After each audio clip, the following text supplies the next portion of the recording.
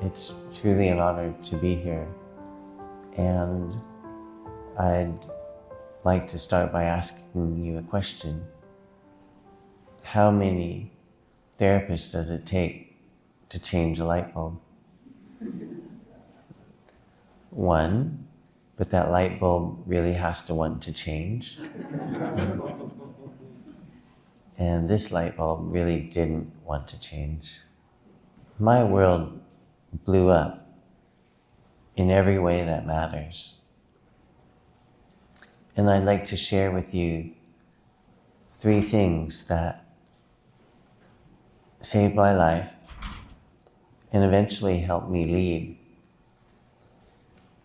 And those 3 things are mindfulness, acceptance, and gratitude. And I gained so many strengths from my family.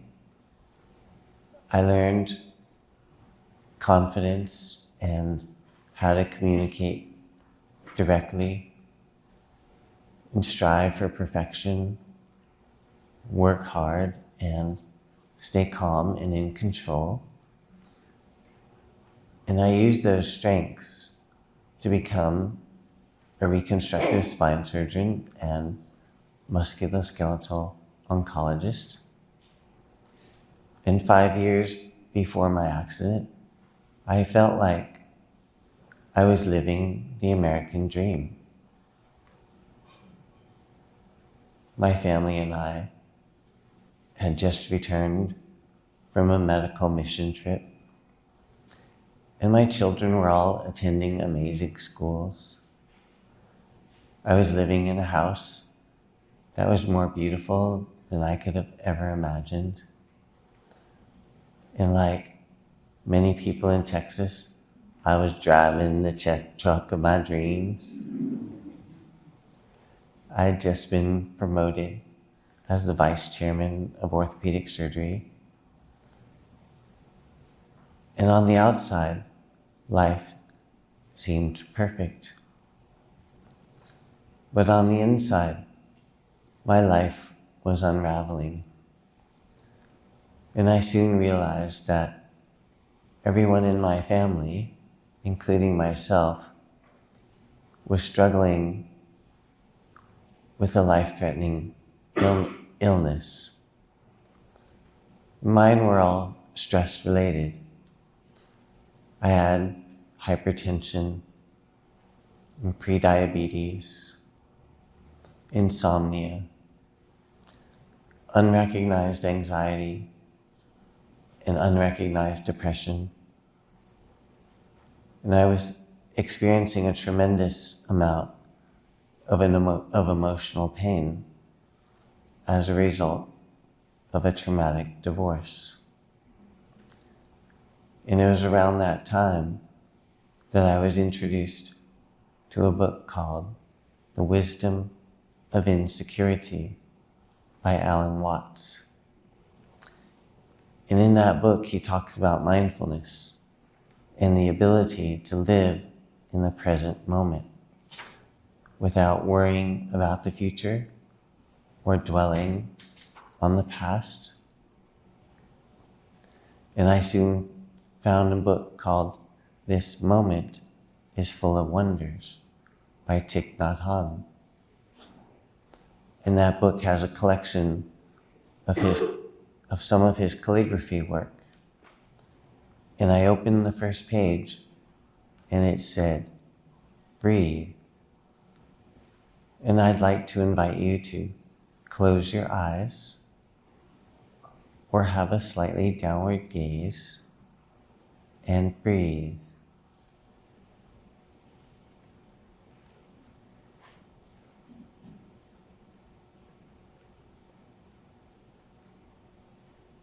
And the next page said, breathe, my dear.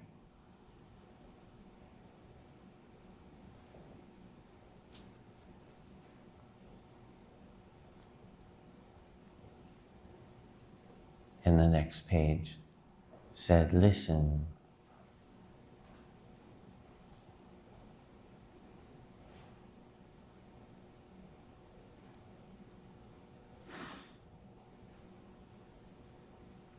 And take a few more deep breaths.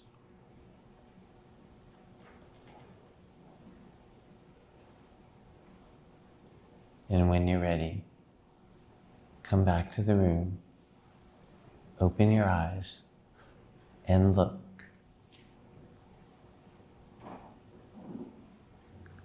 I soon started practicing moving mindfulness with yoga, and I took a mindfulness-based stress reduction course and downloaded a mindfulness app that allowed me to listen to 3 to 5 minute meditations throughout the day and 20 to 30 minute meditations throughout the night while I wasn't sleeping.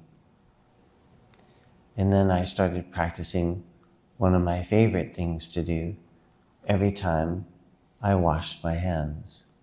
Next slide. And I would close my eyes and turn on the water and breathe. And on my next in-breath, I would smell. And on my next out-breath, I would taste. And on my next in-breath, I would listen. And on my next out-breath, I would feel. And I would continue to smell and taste and listen and feel until I felt calm and I was ready to open my eyes. And no matter what happened in the operating room or in the office or at home, I could feel peace and serenity by getting in touch with my breath. And my blood pressure soon normalized, and my A1C normalized, and I could start sleeping through the night.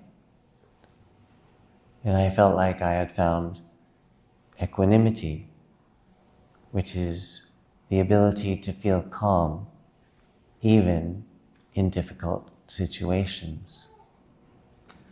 But what I didn't realize is that I was in a spiritual bypass. Next slide. And I realized this when I was at a family retreat. And everyone in my family, including myself, was experiencing some difficulty. And there was chaos all around me. Yet I was able to find peace.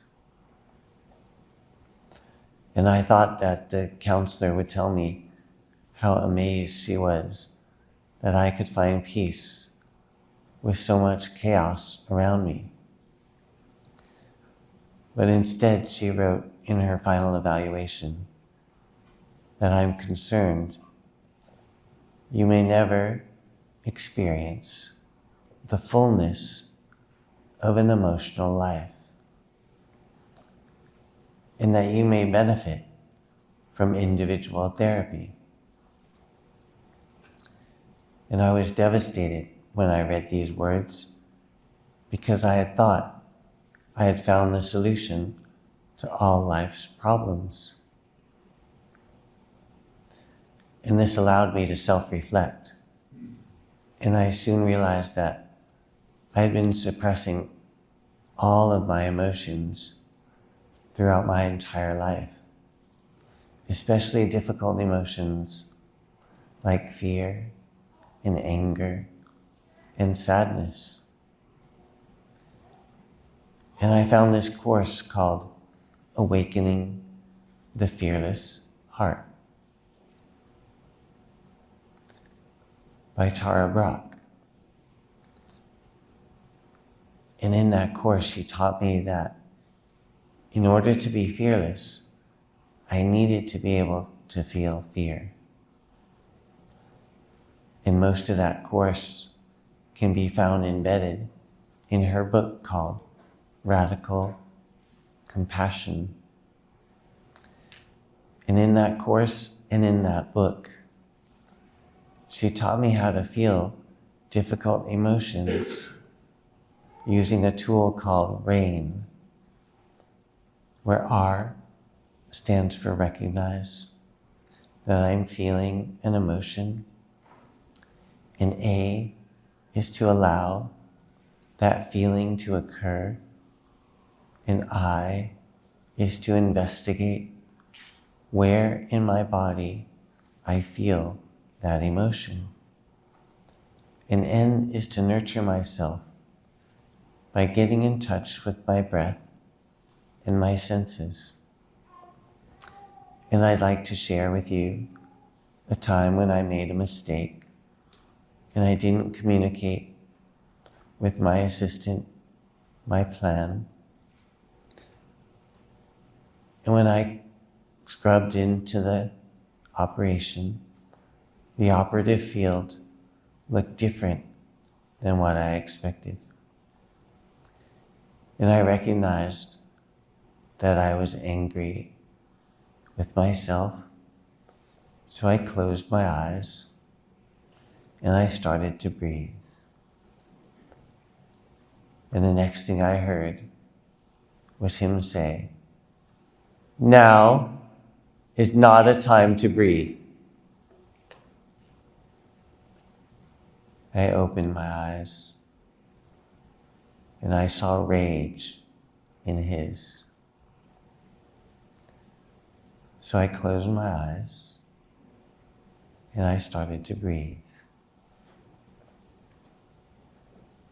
And I recognized that I felt rage. How dare he talk to me that way in my OR? And I allowed this intense anger to occur. And I investigated where in my body I felt this anger. And I nurtured myself by getting in touch with my breath and my senses. And I continued to reign until I was able to feel my emotions come down, and we finished the operation. I soon entered a 12-step parent-driven recovery program. And I entered that program to help save one of my children. But what I soon realized was that I needed recovery as much, if not more, than my child. I needed recovery for my severe codependency. And not codependency as I once knew it, but codependency that showed up as my potential strengths that I learned from my family that had gotten out of proportion and become disconnecting. My confidence led me to believe that I was better than other people, and I judged them, and I would violate other people's boundaries with my direct communication.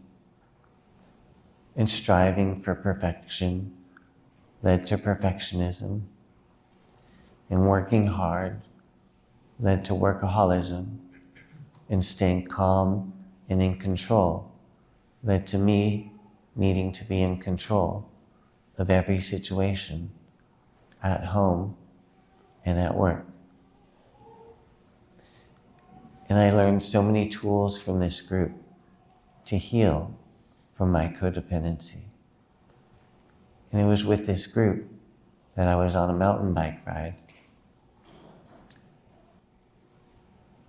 And I decided to turn left. And the next thing I saw was a hole. And I knew my mountain bike would roll right over that hole. And as I was going over the hole, the next thing I noticed was I heard a crack. And I wasn't sure what that crack was. I thought it could be my helmet, or my skull, or my neck. So I kept my eyes closed and I started to breathe. And on my next in-breath, I smelled. And on my next out-breath, I tasted. And on my next in-breath, I listened. And on my next out-breath, I felt. And soon, the title of this book came across my mind, called Radical Acceptance. And I knew it was important for me to radically accept whatever that crack was. And I also knew that I could ask to be granted the serenity to accept the things I cannot change, the courage to change the things I can, and the wisdom to know the difference.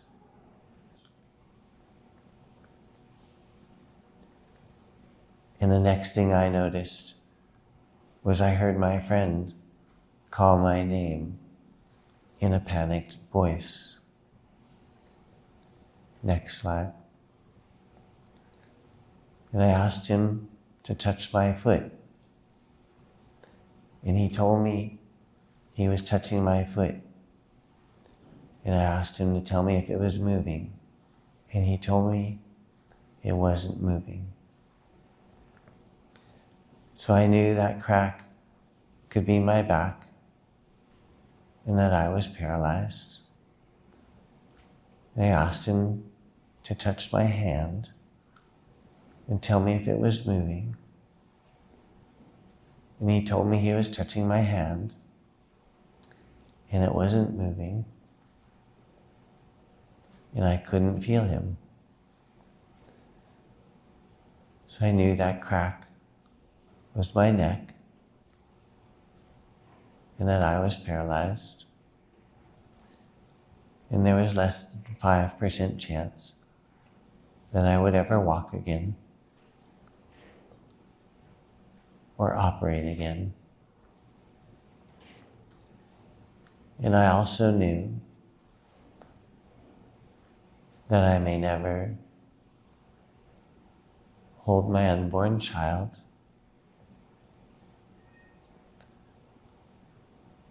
or hug my other children.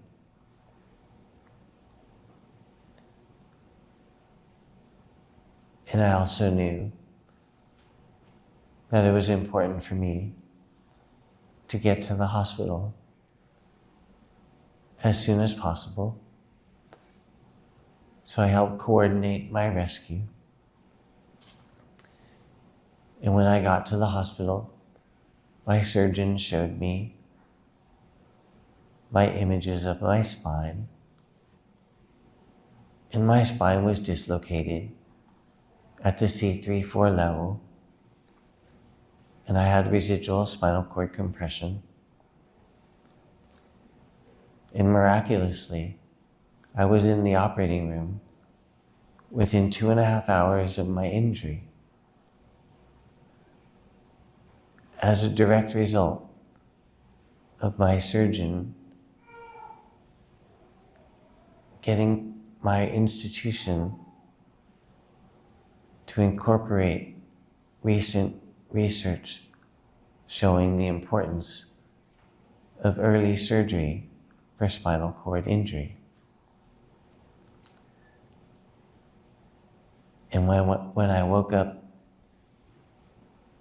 in the ICU, my surgeon said to me that most people with your level and severity of injury benefit from a tracheostomy.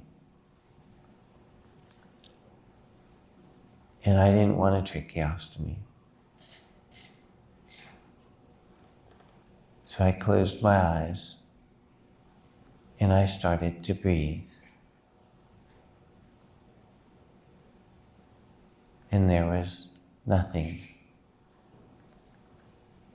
That amazing, beautiful thing that had given me so much peace and serenity was gone. Life had taken my breath away.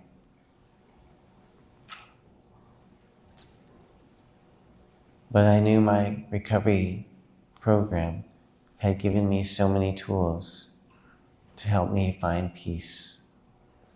And one of those tools was a Panda Planner.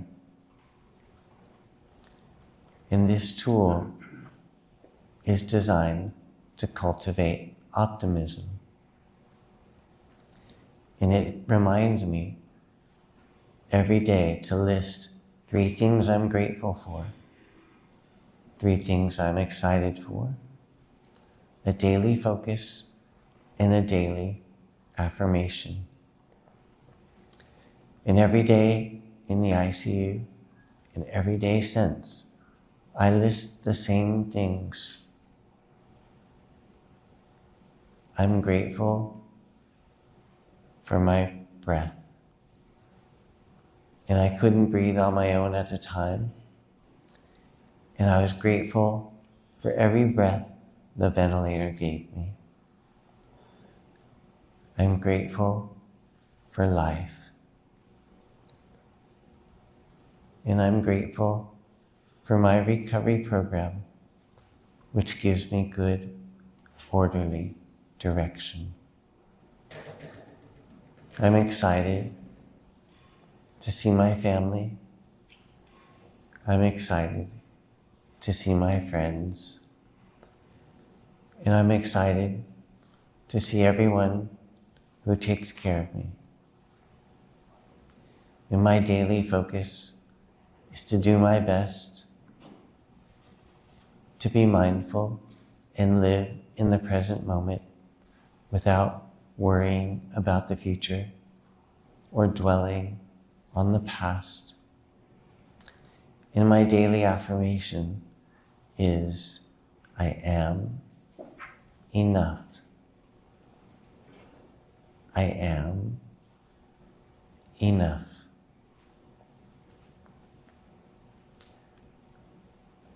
Many people believe that my world blew up at the time of my accident. But the real explosion occurred years before with life-threatening illness, burnout, and divorce. And that's when I sought something more steady. And that's when I found mindfulness, acceptance, and gratitude. Before mindfulness, I was constantly worrying about the future and dwelling on the past. I was lost in my thought, and I couldn't feel. And after mindfulness, I was able to notice those times when I was lost in my thought. And using the tool of RAIN, I was able to recognize when I was feeling an emotion, allow that emotion to occur, and investigate where in my body I felt that emotion, and nurture myself by getting in touch with my breath and my senses. And I used the mindfulness meditation app to help me start my day with less stress and less worry. And I listen to it throughout the day, in between my cases, and at night, to help me find presence and feel calm. And over time, my self-awareness increased, and I became less reactive and less likely to harm people with my fears and my anger.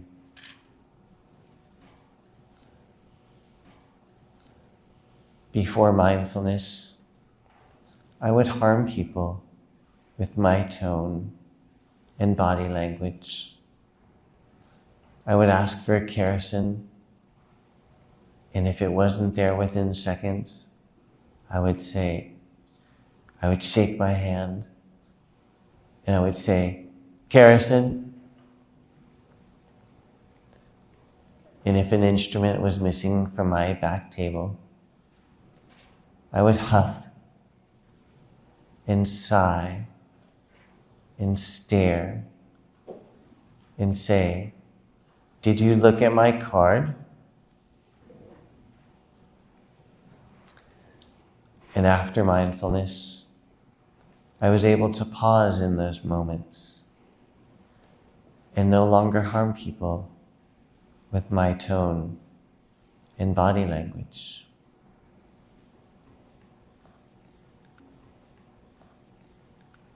Acceptance helps me find peace during difficult times. And radical acceptance in the Serenity Prayer helped me find peace when I was lying there on the trail.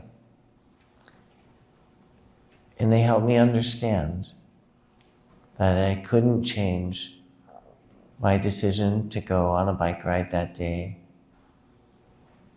or my decision to go left instead of right. In this version of the Serenity Prayer from the adult children of alcoholic and dysfunctional families reminds me that I could ask to be granted the serenity to accept the people I cannot change, the courage to change the one I can, and the wisdom to know that one is me. And it helps me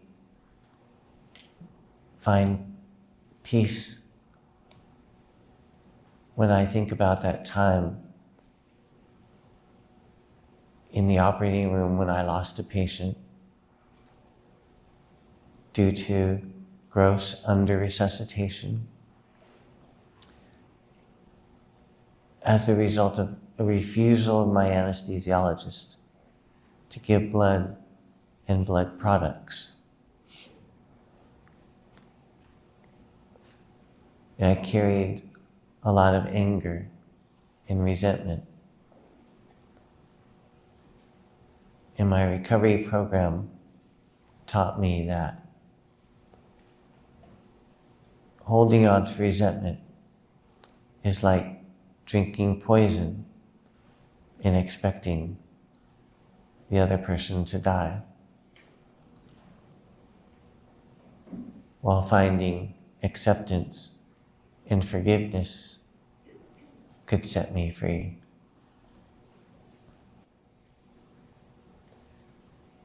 Teaching my youngest son to say good morning, please, and thank you helps him create emotional safety by communicating with respect and gratitude with those around him.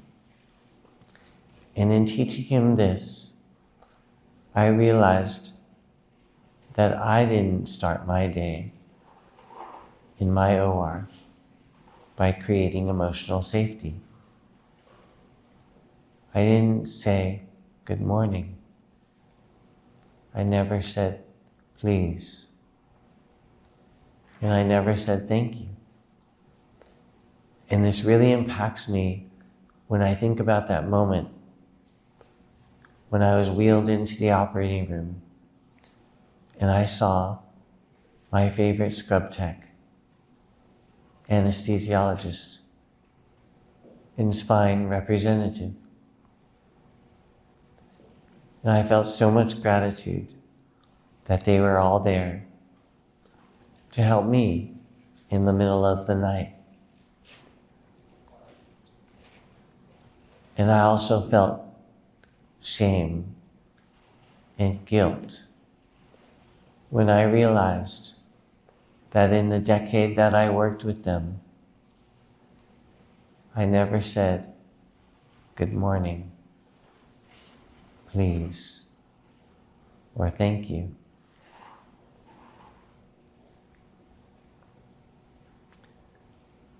Next slide. I'm grateful for my recovery program, for bringing awareness to my codependency. My confidence led me to believe that I'm better than other people. And I judged them. And I found esteem in this way. And my recovery taught me that true self-esteem comes from humility, which is knowing that I'm not better than or less than anybody else. And in those moments when I judged that they were wrong or doing a bad job, I would violate their boundaries by speaking to them in a demeaning way. And before my recovery, I was turned into HR by 3 different trainees for violating their boundaries in a demeaning way. And since entering recovery 7 years ago, I haven't been turned in since. And part of my codependency is believing that I needed to be a perfect surgeon. And like my mentors taught me, I needed to demand perfection from myself and from everyone else around me. And part of being a perfect surgeon was being able to remain calm and in control, while being able to demand control when I needed to. And I didn't realize how disconnecting this way of life was until I was sitting there with my son and his counselor, and she showed me his art therapy. And one drawing was of an emotionless robot. And the other one was of an ogre ruling over his kingdom. That's how he saw me. And I'm grateful for my recovery, for teaching me that I'm perfectly imperfect and I don't need to be perfect. That it's okay to feel,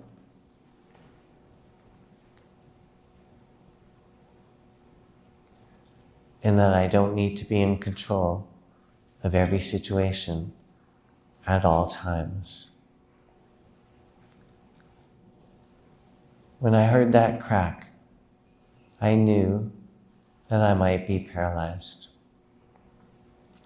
And my mindfulness program allowed me to get in touch with my breath, find acceptance, and trust that there was a plan, And I believe that part of that plan is to be here with you today for someone who may need to hear this message. Mindfulness, acceptance, gratitude. They helped save my life and lead by creating emotional safety, not just in the operating room, but in myself, in every relationship that matters. Which one of these speaks to you today?